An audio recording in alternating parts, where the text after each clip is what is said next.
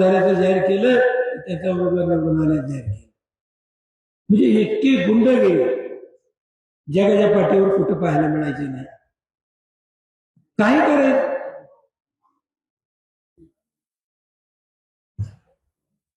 तुम्ही लोकशाहीच्या मार्गाने यायला जोडून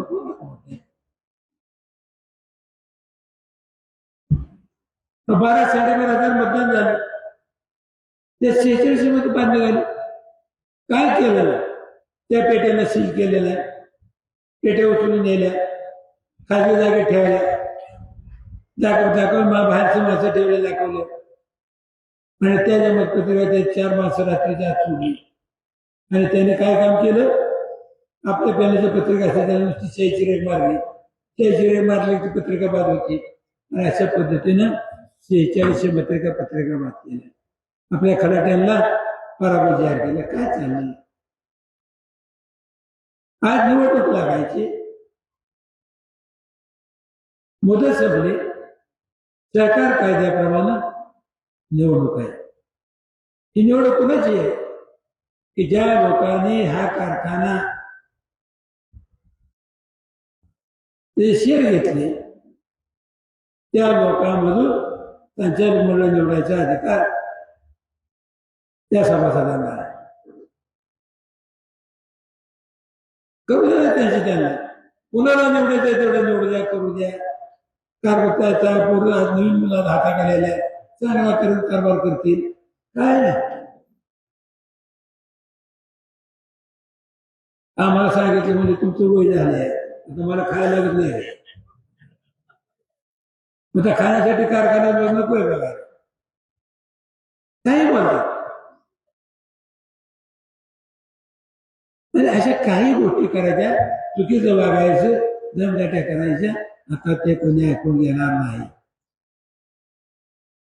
मागच्या वेळेला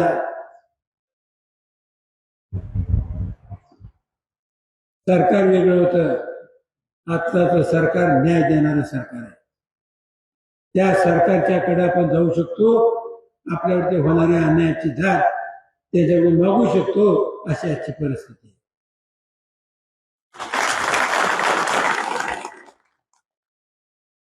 काय घाबरायचं कारण? आता काय लोकांनी सांगितलं म्हणजे सगळे यादे चाललेत, स्वसाठी या बाकीचे यादे चाललेत. आता भारतात काय कोणाच ठेवत नसेल त्यानंतर कोणाचं सेपण आहे त्याच्या यादे चालल्यात, बाकीचं काही इतर आहे त्याच्या यादे चालल्यात. त्याला बोलायचं जम द्यायचा, कोण कुठे कामाला यायचं याद्या चालल्यात. गेल्या मागच्या इलेक्शनला आमचे सर आहेत येसगर सर, त्यांचे जवळ आसामला कलेक्टर होते. त्या कलेक्टरने फोन केला, म्हणजे तुझ्या साताऱ्याला सांग मला आम्हाला मध्ये आला. आता बघा कुठं अन्याय चाललाय. त्याने निवेदन केलं, फोन काय करणार? म्हणजे अशा पद्धतीचा विचार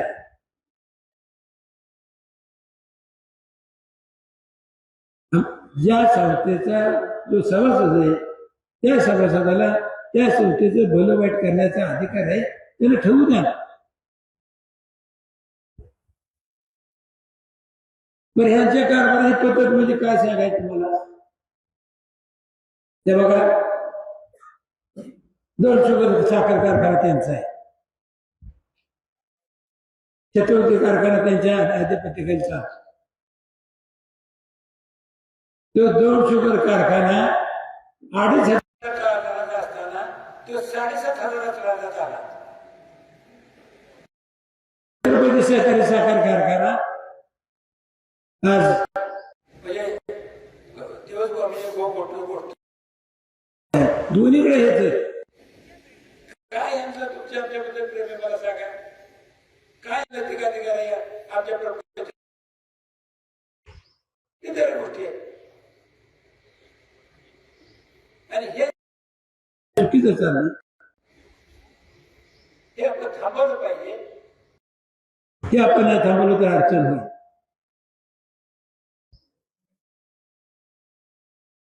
इतक्या चुकीच्या गोष्टी आहेत.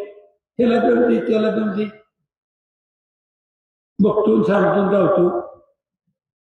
हे बघा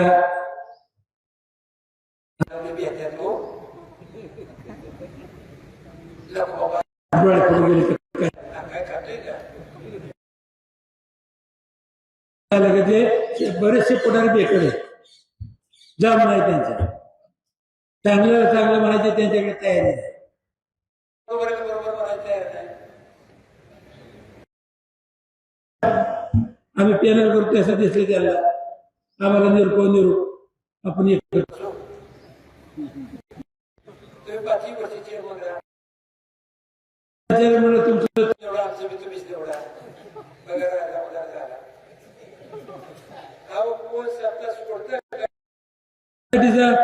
पंचकमिटीतनं बाहेर व्हायचं म्हणलं तर त्याचा जीव खाली वर होतोय इथं कारखाना आहे कारखान्यासाठी कोण सोडते पण सांगितलं म्हणलं बाबा आम्हाला तुमचं ते काय काय नको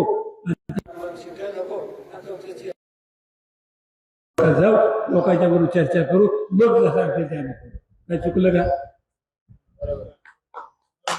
कारण ते त्यांचं जावायचं जात वेगळे खावायचं जात वेगळे आताच महिन्यापूर्वीच निवडणूक झाली छत्रपती कारखान्याची पृथ्वीराज बापूंनी तयार केलं मेळावा बोलावला त्यामुळे मेळाव्यात सर्व पक्षी मेळावा म्हणले मी बी येणार काय सांगितलं म्हणजे सगळं अधिकार तुम्हाला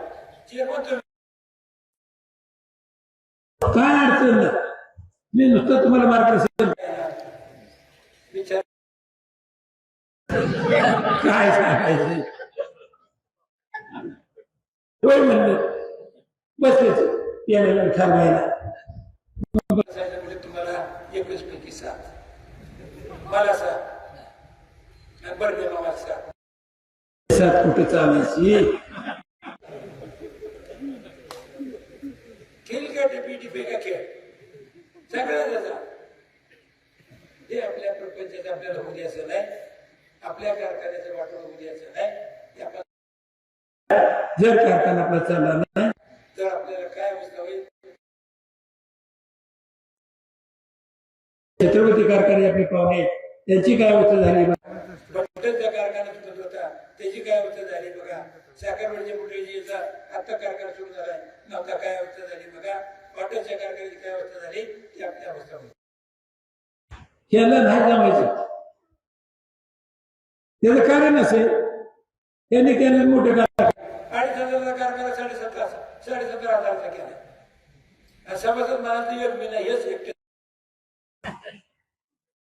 सगळे जवळ गोळा करणार आहे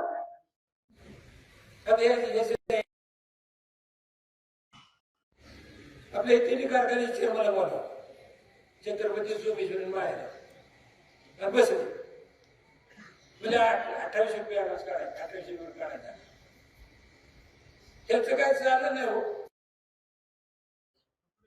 सगळा गेट त्यांच्या तिकडे गेला तेच आपण 31 रुपये नंतर दिले कारखान्यामध्ये अगोदर दिले असते आपला 1.5 लाख 1.5 लाख अजून पैसे वाढला आणखी 2 पैसे मिळाले त्यांना काय भीती नाही त्यांच्या कारखान्यावर मिळालं हे सगळं चाललंय ते त्यांच्यासाठी चाललंय तुमच्या आमच्यासाठी काय मग आपण सगळे सावध व्हा जागे व्हा लक्षात आलं का नाहीतर आपलं काय खरं समजून घ्या आता तिथे सांगतात ते म्हणजे माळेगावचा कारखाना 7,500चा टनाचा केला म्हणून म्हणजे ते नदीचं पाणी दूषित झालं अहो ते पाणी दूषित होऊ नये म्हणून तुमच्या संचालक मंडळानं 8,86,00,000 रुपये खर्च केल्यात चुकीच्या पद्धतीने पैसा खर्च केला ही सांगायचे राहून गेले 7,500चा कारखाना झाला म्हणून पाणी नाही खराब झालं शोधत का बोलायला काही बोलायचं त्याला पर्याय दुरुस्त करता येतात ते पाणी वेगळ्या पद्धतीने शुद्ध करता येत मशीन लावली चुकीच्या माणसाकडून लावली चुकीच्या पद्धतीने लावली ते झाकून ठेवायचं 7,500चा कारखाना केला 4,000चा म्हणून पाणी खराब पाणी खराब होतं त्याच्यासाठी सोल्युशन आहे पर्याय पण मध्यंतरी ते प्रल्हाद पटेल केंद्रीय मंत्री आपल्या गावात आले ते आमच्या युवराज पाटलांकडे मुक्कामाला होते. भाजपचा एक नियम आहे, मात्र कुठल्या हॉटेलात उतरायचं नाही, कार्यकर्त्याच्या घरी उतरायचं. मग ते आमच्या युवराज पाटलाच्या घरी उतरायला आले. त्यांच्याकडे पर्यावरणाचं दिल्लीचं जगात देशाचं खातं आहे. त्यांच्याकडे आम्ही गेलो, बोललो त्याला, त्यांनी सगळं ऐकून घेतलं आणि आम्हाला दोघांना सांगितलं तेव्हा आम्ही पुढच्या 2 महिन्यात येणार आहे. त्यावेळेला दिल्लीची माझी टीम येईल, मी राज्याची टीम सुद्धा बोलवतो आणि नदीचा सर्वे करू आणि त्यात काय उपाययोजना करायची ते मार्ग पडला. ते मला कळलं काय केलं आहे बाजाराने, सगळं कावडं खुलं केलं, पाणी धुवून लावलं नाही. की ते कळलं नाही पाहिजे कुठं पाणी खराब येते, कुठं खराब येते. त्यांनी केलं नाही ते नाही, ते केंद्र मंत्री करत होतं त्याला करून दिलं नाही, काय सुद्धा नाही त्याला. इतकंच काय छत्रपती कारखान्यामध्ये करताना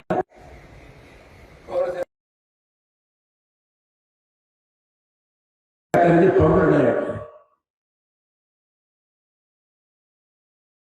अजितरावचे वडील तात्यासाहेब,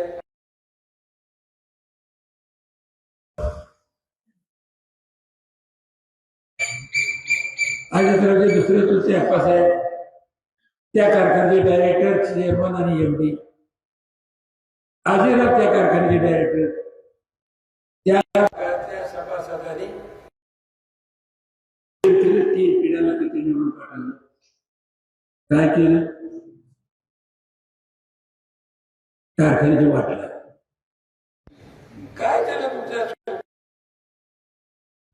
आपला सावध व्हा, आपल्या मुलाबाळाच्या बघा. अहो 67 सालापासून बारामती तालुका तुमच्या पाठीशी, तुम्हाला मत देतो. तुम्ही आमदार झाला, मंत्री झाला, राज्यात गेला, त्या मताचा कोणी पैसा बघितला का, त्या मताबद्दल त्याला जेवण बघितलं का, त्या मग त्याला मागे जाऊ. प्रत्येक सभासद पदार्थ खर्चाला पदार्थ घ्यायला दिले, मोठे केले.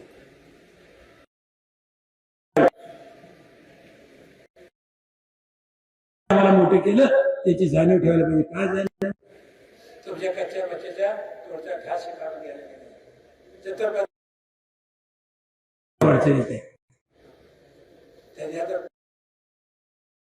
म्हणजे असं आहे, आम्ही आकडेवारी तुम्हाला सगळी देणार आहे, आम्हाला थोडंफार कळतंय. तसं किती खोटं बोलायचं. आता तुम्ही मला सांगा, माळेगाव कारखाना 60 वर्ष झाली, कधी पतसंस्थेचं कर्ज काढलं नाही. ते बघा,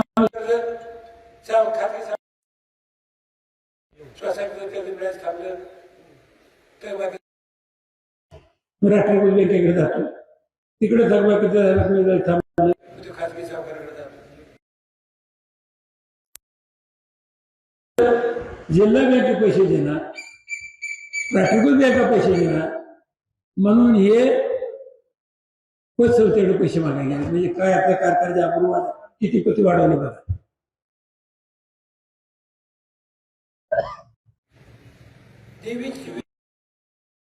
मध्यंतरीचा पगार पैसे द्या. आता मध्यंतरी 332 रुपये दिले, कर्ज काढ.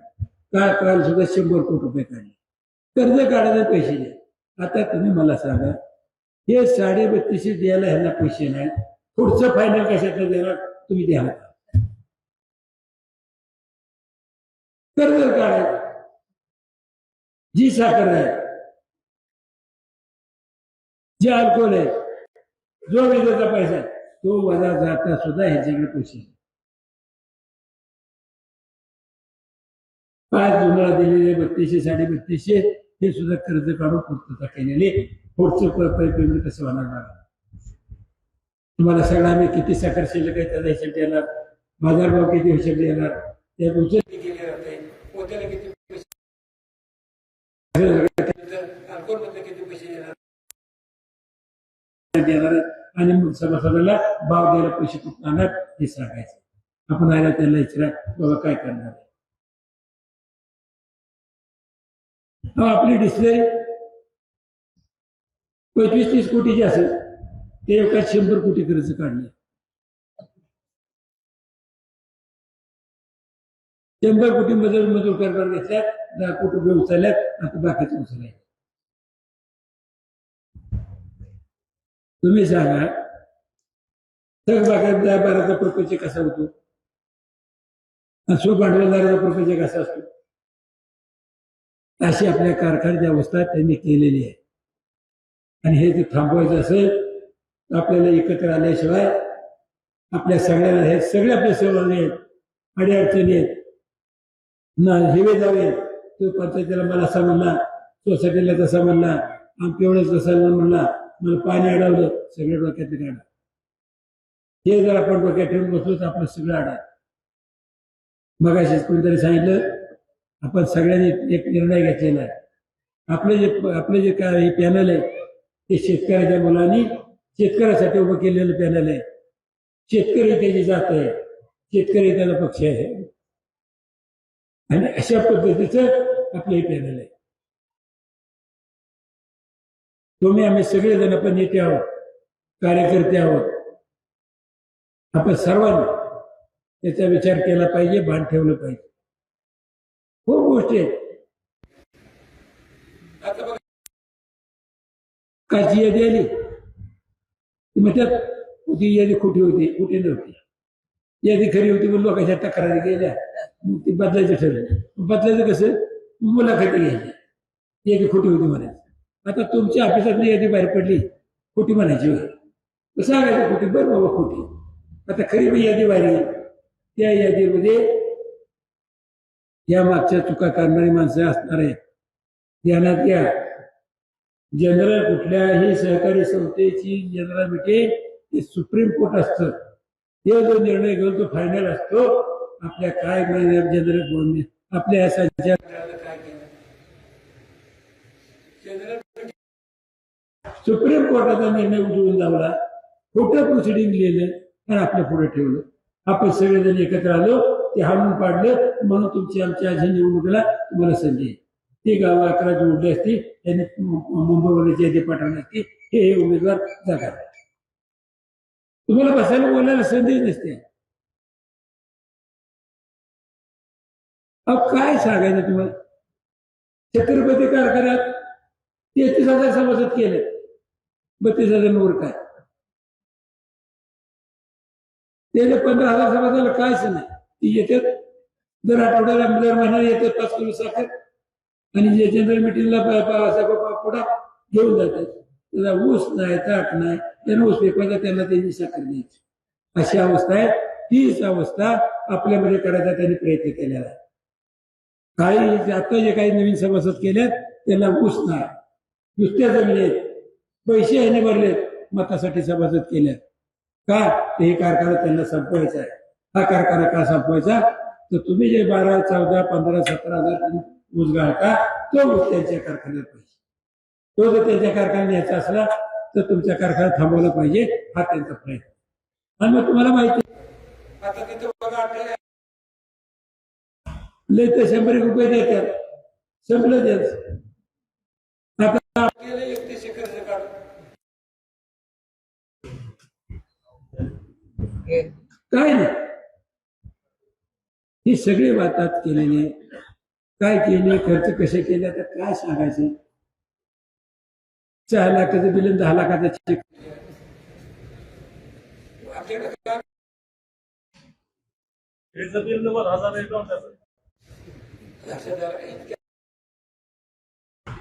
तुम्ही बोला खोटं नाही.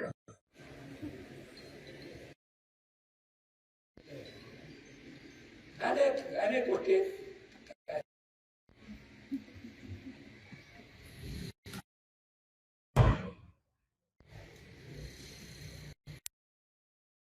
पद्धत. हा बरोबर आहे. आता जो एमडी घातलाय ना आपला, एक नंबरचा चुकीचा माणूस आहे.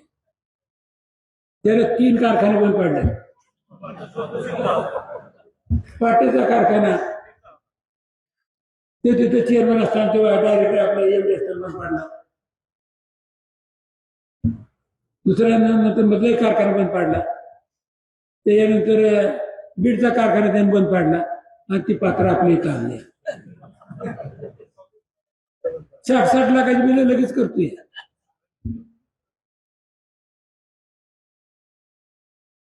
अरे सगळं संपवायचे तुम्हाला. सभासद चुकीचे वाढवायच्या, कर्ज करून ठेवायचे, सगळ्या गोष्टी तुम्हाला करायच्या. जो कारखाना तुमचा महाराष्ट्रातला 1 नंबरचा कारखाना, एक आदर्श कारखाना समजलं जायचं. माळेगावच्या सभासदाला मान सन्मान होता. 4 पावलं तुम्ही गेला, माळेगावचा कारखाना सभासद म्हणलं माणसं सरून बसून जागा तुम्हाला देत होती. काय असते आपल्या कोणामुळे?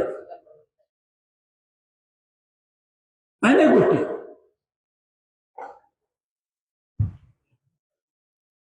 आताही त्यांनी करून ठेवलेला बोजा फेडायचे. तो कोण आहे छत्रपतीच्या पाठोपाठ जायचं का आपण? नाही जाऊ चालणार.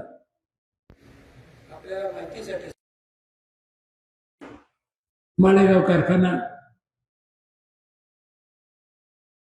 कितीतरी गोष्टी त्यांनी केल्या. तेव्हा काय वसंतराव दादा मुख्यमंत्री होते, यशवंतराव मोहिते साहेब सहकार मंत्री होते. त्यांचा कृष्णा कारखाना चांगला चालायचा. ते आजूबाजूचे शेतकरी घालायचे. वसंतराव दादा नका त्या नवीन कारखान्याचं उसाला ती नवीन जन्माला आलेली बाळेत मरून जाते. त्याने नुसतं म्हणायचं खाली वस्तू चालू असायची. मग त्याने झोळीचा कायदा केला. तो कायदा असा केला की दुसऱ्या कारखान्याच्या कार्यक्षेत्राला घुसाडायचा असला तर त्या कारखान्याची परवानगी घ्यायला पाहिजे. आता कोण परवानगी देणार? आपलं तर अर्ध पोट बागेत टिंग्याशिवाय पर्याय नाही आपल्याला. काय करायचं? असे मराठात अनेक काही कारखाने. आम्ही ते मुंबईला साखर पेटी झाली आणि 5-7 कारखान्याचे चेअरमन आम्ही एकत्र आहोत.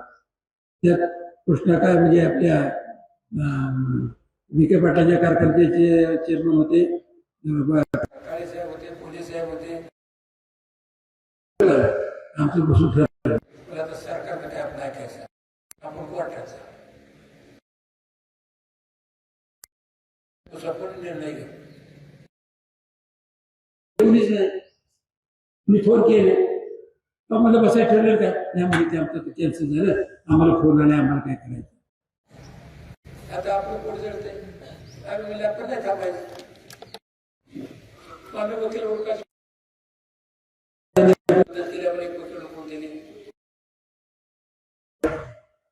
मला बाबा असं असं आहे म्हणजे आपण करू नक्की. मी त्याने सांगितलं आम्हाला ते 2 पक्षकार असे द्या. एक विधवा बाई तिच्या नावावर जमीन आहे, ऊस आहे, आणि एक असं खातं, एक असं काय अपंगाचं खाते, त्या खात्यात नावावर ऊस आहे आणि तो कुठे सभासद नाही. आम्ही 2 पक्षाची माणसं मोठे पत्रावर सह्या दिल्या, ह्याच्यावरती सह्या दिल्या, प्रिंटवर सह्या दिल्या, केस चालू झाली. मित्रांनो, तो निकाल माळेगाव कारखान्यासारखा झाला. नेत्याला सहन झालं नाही. त्यांनी साखर संघाला सांगितलं सुप्रीम कोर्टात अपील करा. सुप्रीम कोर्टात अपील केलं, केस उभी राहिली. राज्याचा प्रश्न असल्यामुळे फुल पेज पुढे म्हणजे 11 पेजेस पुढे केस चालू झाली आपली. आणि त्या केसचा निकाल माळेगाव कारखान्यासारखा लागला. महाराष्ट्रातला ऊस पिकवणारा शेतकरी जे काय कारखान्याचे कारभारी असायचे त्या दोन्हीमुळं ऊस कुठं बाहेर घालायला लागला तर त्या विरोधकाला थांबवायचे, त्याच्या ऊसाचं नुकसान करायचं, एकच गाडी तोडाय पाठवायची, पेमेंट वेळेत द्यायचं नाही, कुठं जातो येतो, अशी जी अवस्था होती. ती अवस्था या निकालामुळे सगळी संपली आणि महाराष्ट्राचा शेतकरी मुक्त झाला. ज्याने पिकवलेला ऊस आहे त्या ऊस जेवढा त्या कारखान्यात नोंद असेल तेवढाच घालायचा. त्यांनी बाकीचा ऊस कुठेही घालायला त्या कोर्टाने परवानगी दिली. सरकारला कायदा दुरुस्त करावा लागला आणि म्हणून आपली कारखानदारी जिवंत राहील. अनेक अडचणी आणि अशा अडचणीला माळेगावला तोंड दिलेलं आहे. माळेगावला त्या सगळ्या गोष्टीमध्ये भाग घेतलेला आहे. तुम्हाला काय सांगायचं, आपली रिकव्हरी 11:15 तिकडची रिकव्हरी 13 13:30 कोल्हापूरच्या भागातली. पण ते आपण त्याची इतका भाव द्यायचो, तिथला शेतकरी त्यांना विचारायचा, अरे त्यांची 12 रिकव्हरी 120 किलो साखर आहे, आपली 120 किलो 13.5 रिकव्हरी 135 किलो साखर आहे, 15 किलो साखर तर पैसे कुठे? जागृती झाली. आज मराठाच्या सगळ्या मंडळीचं म्हणणं आहे माळेगाव कारखाना विरोधकाचा असावा, त्याला भाव दिला की बाकीच्या भाव द्यावा लागतो, आम्हाला पैसे मिळतील. ही जबाबदारी आपली आहे. आपलं भलं करून घ्यायचं, शेजाऱ्याचं भलं करायचं, त्याचा आशीर्वाद घ्यायचा, हे आपल्याला काम करायचं. आणि म्हणून ते आपल्याला सांगायला सांगायचं जनता येतात, निरोप येतात. आम्हाला तर रोजच निरोप आहे. आपण बसून कुठं बसता याच्या मोठ्या जनाला लागत आपली बारीक मंडळी छोटी कुठं वाटवणं करून घ्यायचं. म्हणजे बाबा आम्हाला माहितीसाठी सांगतो, ते मला चेअरमन करतात, 5 वर्ष चेअरमन दाखवलं सगळं तुम्हाला. तरी मी त्याला नाही म्हणतो, मी तुमच्यात जा बसायचं म्हणतो. काय घडेल ते घडलं, मला दाखवता काय तालुक्यात एक माणूस चेअरमन होत असताना नाकारणार लक्षात आलं पण नाही. आपण 40-50 वर्ष मी 65 वर्ष राजकारणात आहे. 65 वर्ष आपण लोकात राहिलो, लोकांची सेवा करत आलो. तीच सेवा आपल्याला टिकवायची आहे. तर माझ्या जागा कोणी काढा की मला पळ सुटला असता. स्वसाठी पोचवायला ना पळ सुटतोय. काय चेअरमन व्हायला काय झालं, काय करीत सांगा बरं मला. पण मला नको म्हणून सांगलं, तुमची बाबा ती सोडवली पुढे मला नको, मी आपल्या जनतेत राहील. आणि अशा पद्धतीनं आम्ही आपल्या त्यांना नकार दिलेला आहे. आपल्या भरोश्यावरती आपला कारखाना आपल्याला व्यवस्थित करायचा आहे. आपल्या कारखान्यातून आपल्या प्रपंचाला हातभार लागेल असं काम करायचंय. झालेलं नुकसान भरून काढायचंय, नवीन उद्योगधंदे उभे करायचे, नवीन प्रोडक्ट उभे करायचे आणि पुन्हा कारखान्याला आपल्याला प्राप्त करून द्यायचं काम करायचंय. एवढंच या सांगतो. म्हणून आपण कुणी त्यांनी किती दमदार ठेवते अजिबात देऊ नका. काय खातोय काय करत आपण आता गट व्हायला शिका. आता आमचं आम्हाला तर माझ्यात पावणार आवडलं म्हणजे तर बारामध्ये नाव काढलं की आम्ही आवडते. आणि तुम्ही त्यांच्या घरात शेजारी जाऊन काढताय, मला आमचं भांडण तत्वाचं आहे. आम्ही काय शिवगड करतो कुणाला. आपलं तत्वाचं भांडण चालू ठेवू. अनेक गोष्टी वेळ पडल्या सांगेल मी तुम्हाला की कशा पद्धतीने घडवलं काय करतात. एक्सपेन्शन चालले आपण. आणि म्हणजे आमचा ते तुम्ही बँकेचा डायरेक्टर घेतला पाहिजे. सत्य नव्या घटनाकृतीमध्ये तो बँकेचा डायरेक्टर कारखान्यावर घ्यायचं, ते कॅन्सल झालेलं आहे. त्याला म्हणजे बाबा काय झालं आपण नाही म्हणजे आम्ही सांगतो घ्यायला पाहिजे. म्हणजे आम्ही घेणार नाही. म्हणजे तुमचं खातं बंद. माळेगाव कारखान्याचं खातं बंद केलं बँकेला. पुणे जिल्हा मध्यवर्ती बँकेनं माळेगाव कारखान्याचं खातं बंद केलं. तुम्ही सांगा चालू व्यवहार कारखाना चालला रोज भागावर म्हणजे 5-25 पाण्याचे व्यवहार बंद केला. आम्ही बोललो नाही. आम्ही लगेच रायकडे प्रपोजल करायला गेलो. त्यांना कळालं कोणा दिवस बोला त्यांचा तो काय तिथं आहे ना तो उकडे मुसळे आला मला तुम्हाला बोलावले काकाला म्हणजे बोला काकाला बोलायचं तुम्ही सगळं नाही. काका गेले परत त्याला पैसे तुम्ही द्या. आमची बँक आम्हाला पैसे द्यायला आम्हाला काय घ्यायला अर्थ नाही. घेतले आपण पैसे. म्हणजे इतकी आढावा करायची प्रवृत्ती काय द्यायला पडलं नाही. अहो कधी एक्सप्रेशन करायला घेतलं, मशिनरी काढली आहे, फाउंडेशन फोडलं, आज सर्व्हिस लोक हायकोर्टात पाठवले. वाडेगावला होत नाही एक्सप्रेशन थांबवा, टोळ्या पाठवल्या. आता इलेक्शन नाही म्हणून काय सांगत नाही तर त्या टोळ्याचे नाव सुद्धा देत होतो. काय चालू 8 लाख टन आपल्या समाजाचा वावरात कार्यक्षेत्रात आणि तुम्ही ते बंद करता. तुम्ही सांगा ते एक्सप्रेशन थांबलं असतं कशात कारखाना तुम्ही चालवला असतं. मशिनरी काढून टाकतात, फाउंडेशन फोडल्या, कसं केलं असतं. काय केलं त्यांच्या पुढे काय नाही, त्यांचं म्हणजे फक्त त्यांचं. या सगळ्यांना आपल्याला तोडण्याचं. लोकशाही मराठी ऐका, पहा, जागरूक रहा.